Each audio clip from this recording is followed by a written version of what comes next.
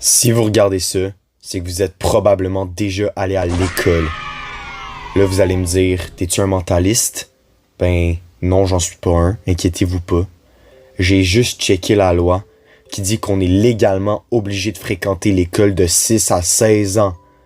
Fait que, si t'as plus que 6 ans, t'es déjà allé à l'école. Donc moi, Kevin, je vais faire un ranking des années scolaires qu'on retrouve dans le système d'éducation québécois.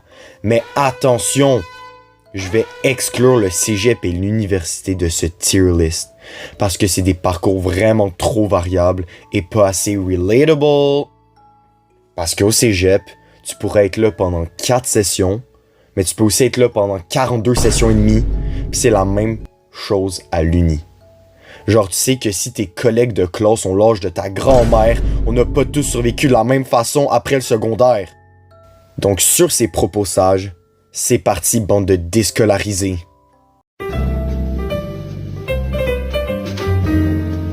Après le bliss total qu'est la garderie, Tu fais ton entrée en maternelle. Bon, à ce stade-là, tu sais pas trop ce que tu fais, ça va quand même bien en général. On n'est pas encore conscient de nous-mêmes, fait que nos problèmes, ça se résume à une petite chicane pour qui aura le crayon jaune en premier pour colorer son dessin de sa maison.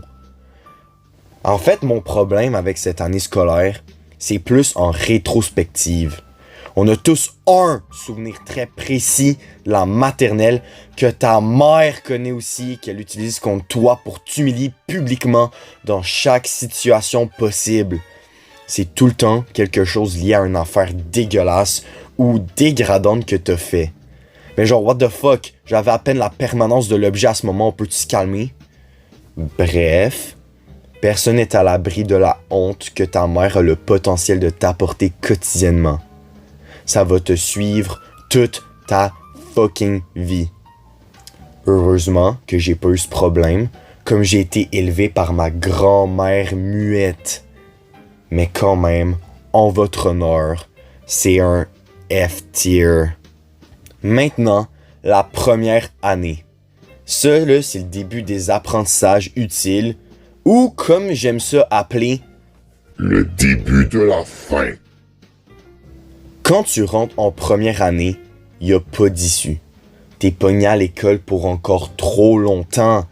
Pis si t'es pas bon, ben tu seras jamais bon.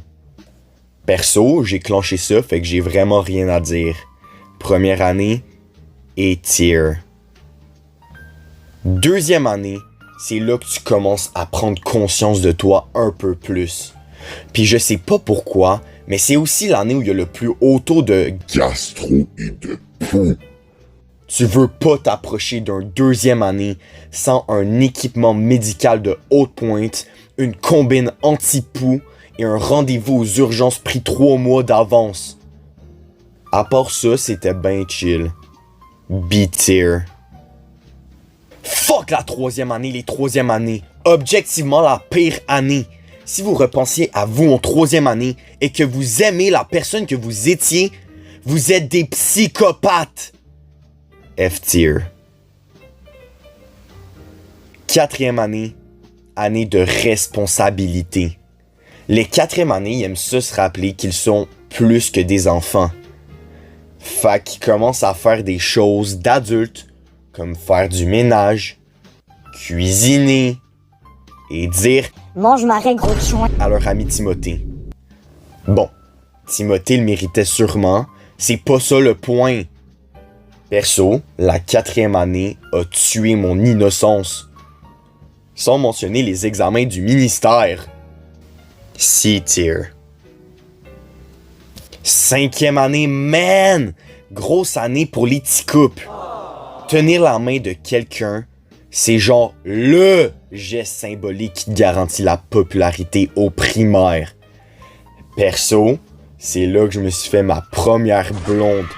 C'était une relation long terme qui a duré 3 semaines et 4 jours. Ma seule relation à ce jour.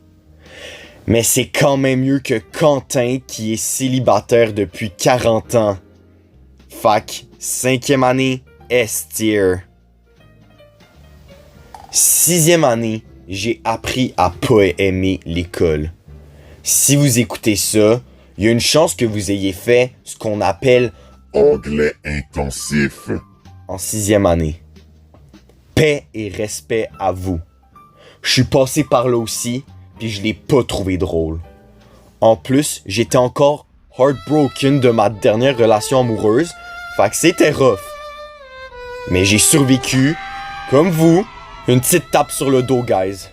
C-tier.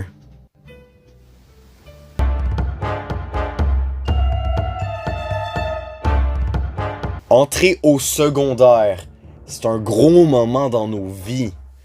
Pour moi, secondaire 1, c'était comme la maternelle du secondaire. Parce qu'on a tous au moins un souvenir extrêmement honteux de cette année-là aussi.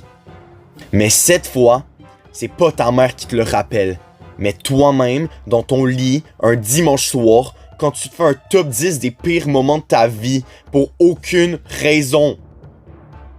F-tier. Secondaire 2, c'est synonyme de dysfonction hormonale. j'ai besoin d'en dire plus. F-tier. Secondaire 3, je suis ambivalent. D'un côté, j'ai un méga glow-up, selon ma grand-mère. D'un autre côté, j'étais un célibataire loser. Gros paradoxe. Sinon, les secondaires 3 sont legit toutes des mardes. C-tier. Secondaire 4, c'est quand même malade comme année. Le ministère a décidé d'augmenter de façon exponentielle la difficulté des apprentissages. Ça coïncide étrangement avec l'âge à laquelle tu peux légalement décrocher de l'école. Il y a un complot là-dedans, je suis pas sûr c'est quoi, fait qu'écrivez-moi en commentaire vous pensez c'est quoi. Puis la théorie qui a le plus de likes, je vais l'utiliser pour faire ma plainte officielle au gouvernement. Merci. C-tier. Secondaire 5, c'était mon année. Toujours pas de blonde, ok? C'est pas ça le point, ok? Mais j'ai eu un méritos dans mon cours de gym. Je l'ai encore à ce jour accroché sur mon mur. Big W for Kevin Duguay. S-tier.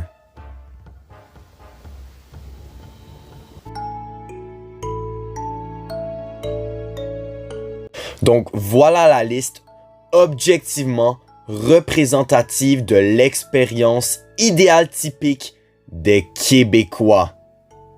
Comme vous pouvez voir, le chiffre 5 c'est officiellement devenu mon chiffre préféré. Fait qu'on se revoit bientôt pour une nouvelle vidéo. Continuez d'être des légendes.